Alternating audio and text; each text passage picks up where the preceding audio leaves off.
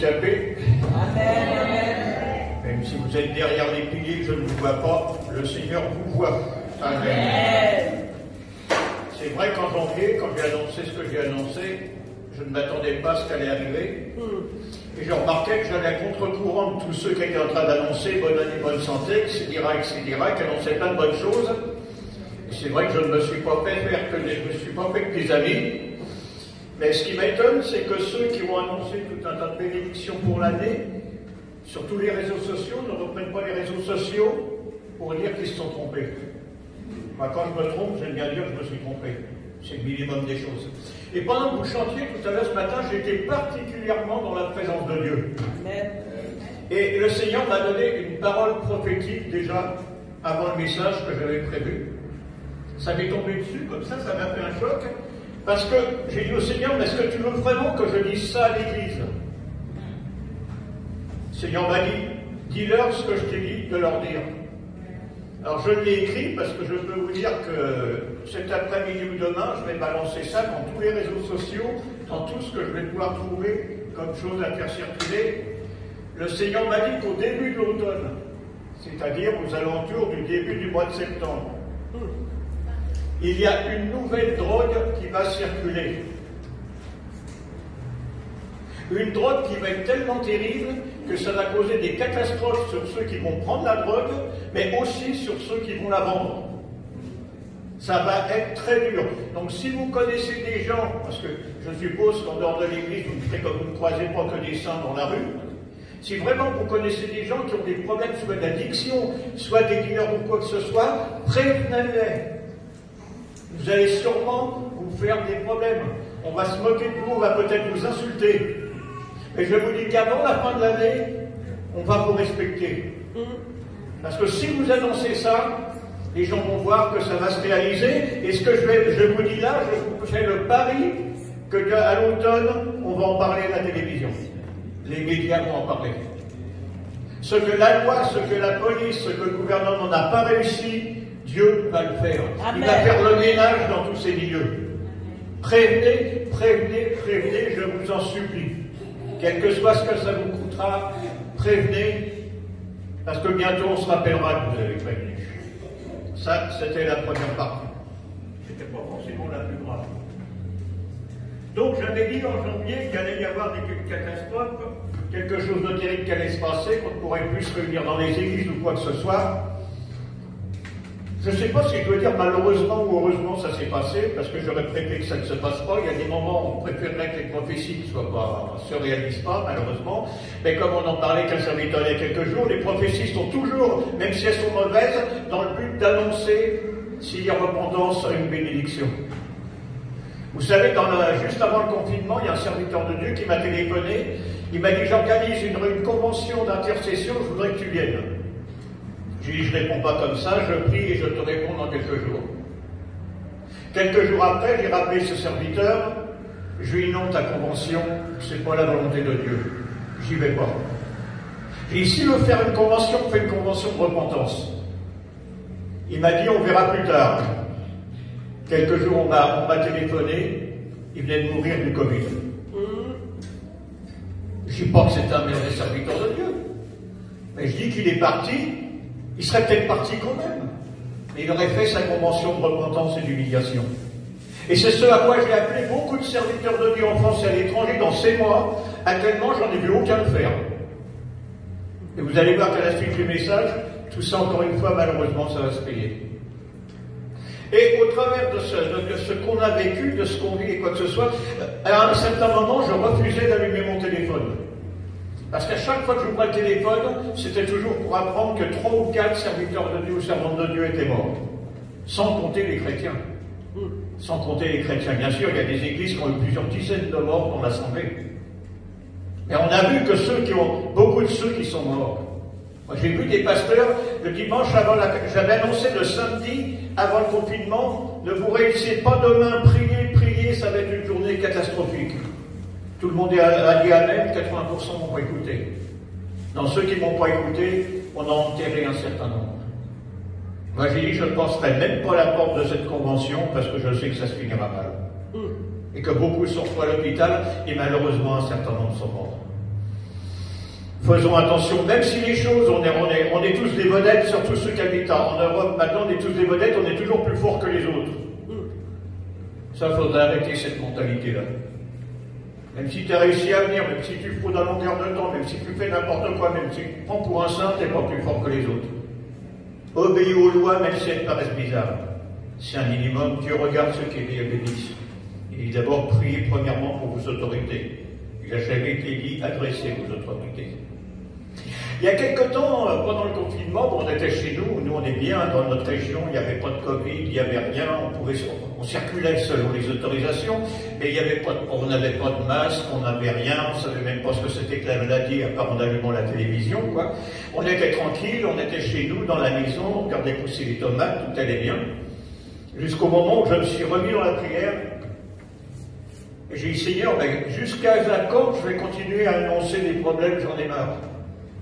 J'en ai assez d'annoncer des problèmes, je voudrais bien annoncer, ça y est, le Seigneur a vu, vous avez souffert et tout, maintenant c'est la bénédiction.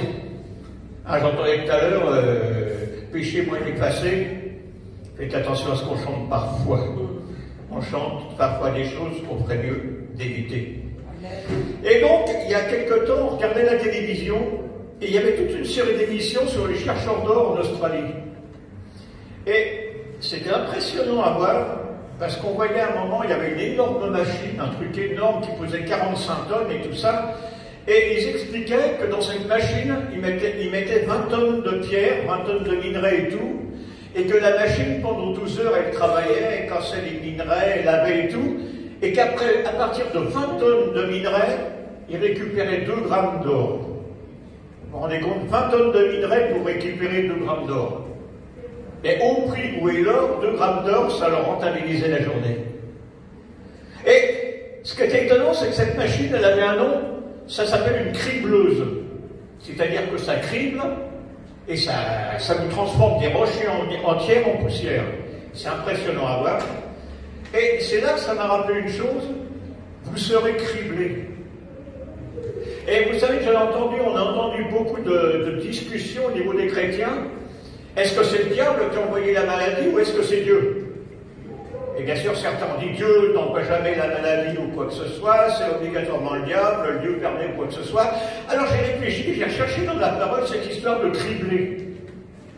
Et vous savez que dans Luc au chapitre 22, au verset 31, Luc 22, 31, Jésus dit à Simon-Pierre, « Simon, Simon, Satan vous a réclamé pour vous cribler comme le froment. » Satan vous a réclamé pour vous cribler comme le froment, mais au verset 32, il dit « Oui, mais j'ai prié, Jésus a prié pour que ta foi ne défaille point. » Il n'est pas dit « J'ai prié pour que tu ne sois pas criblé. » Jésus a prié pour qu'au moment du crible, la foi ne défaille point. C'est complètement différent. Et pour ça que le péché moins effacé, attention, attention. Le Seigneur permet le crible, mais fait qu'on ne souffre pas. Le Seigneur fait qu'on soit malade de certaines choses, mais le Seigneur permet qu'on en guérisse. Il y a 6 ans, le Seigneur a permis que je sois mourant à l'hôpital. Et jusqu'à un certain point, le Seigneur a vu. C'est pas ma grande foi qui m'a sauvé, c'est ma conviction, mais le Seigneur a vu que j'étais convaincu qu'il m'avait dit que je serais guéri, et j'ai été guéri pour sa gloire. Mais le Seigneur n'a pas dit, allez, tu sors, t'es guéri, t'es plus malade, tu rentres chez toi. Il y a eu quand même 2 semaines de traitement assez terrible et assez lourd. Mais le Seigneur a agi. Alors maintenant, j'ai voulu rechercher où et comment on pourrait être criblé par Dieu. Et alors j'ai retrouvé un texte que j'aime particulièrement, c'est dans le livre des Juges, le passage qui parle de Gédéon, dans Juges au chapitre 7. Juges 7, alors on va avancer un petit peu au travers du texte. À l'époque, si vous faites le calcul, Gédéon était responsable de 32 000 personnes qui étaient prêtes à combattre, qui pouvaient combattre. Alors vous savez que les femmes et les enfants d'un certain âge n'étaient pas considérés comme pouvoir combattre, mais tous ceux qui pouvaient combattre, en âge de combattre, dans l'équipe, dans le groupe de Gédéon, ils étaient 32 000. Et Dieu prépare Gédéon à aller combattre différentes tribus, différentes personnes qui n'étaient pas tout à fait d'accord avec eux. Et au chapitre 7, au verset 2, Dieu dit à Gédéon quelque chose qui est assez étonnante.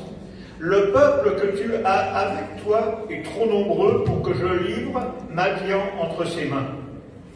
Il pourrait en tirer gloire contre moi et dire c'est ma main qui m'a délivré. Ils sont tellement nombreux qu'ils auraient le dessus, ils diraient c'est moi, c'est moi, c'est moi. Il y a beaucoup de gens, ils entendent. Moi, je me rappelle d'un serviteur de Dieu, un jour, c'était dans le centre de la France, on m'avait invité à l'écouter, il disait moi je. Et à un moment, j'ai dit heureusement que Dieu l'a créé, parce que Dieu ne se serait jamais débrouillé sans lui. Comme si c'était lui qui avait fait. Hein? J'ai jamais vu un tuyau d'arrosage qui se vantait de faire couler l'eau. Le tuyau d'arrosage, c'est un tuyau. Mais il faut qu'on envoie de la pression dans le tuyau pour que l'eau coule. C'est pas le tuyau d'arrosage qui fait couler l'eau, c'est la pression de l'eau dans le tuyau. Et donc Dieu a dit, s'ils vont qu'ils sont trop nombreux, ils vont se vanter. Moi j'ai une grande église, moi j'ai ceci, j'ai cela. Je me rappelle, je ne sais plus dans quel pays on était, on avait une convention avec l'UNEP, notre organisation de Dublin, et il y avait peut-être une centaine de pasteurs qui écoutaient les enseignements. Il y avait mon ami Jean-Marc Kadima, qui est prophète, qui est en Allemagne, qui était là, et il faisait un enseignement, et tout d'un coup, un pasteur s'est levé dans les premiers rangs, il a dit, dans mon église, on fait ça, on fait ça. Et Jean-Marc lui a dit, dans ton église? Tu vis pour ton église? Tu es mort pour ton église? Tu es ressuscité pour ton église? Le gars, il a dit non. Alors, il dit, de quel droit tu dis mon église? Qui est mort pour son église? Il n'y en a eu qu'un, c'est Jésus. Alors, dit, dans l'église dans laquelle le Seigneur m'a mis, il ne dit pas mon église, elle n'est pas à toi, le jour où tu mourras pour elle, ce sera ton église. Ici, rassis, on l'a plus entendu de l'après-midi. De quel droit mon église? Je suis fort, je suis puissant. J'en ai qui disent, je suis humble. J'ai entendu ça l'autre fois, ça m'a plu. Je suis humble. L'enfant, on a quand même fait ça, on a quand même fait ça, on a quand même fait ça, on a quand même fait ça, et ceci, cela. Il est humble, mais en même temps,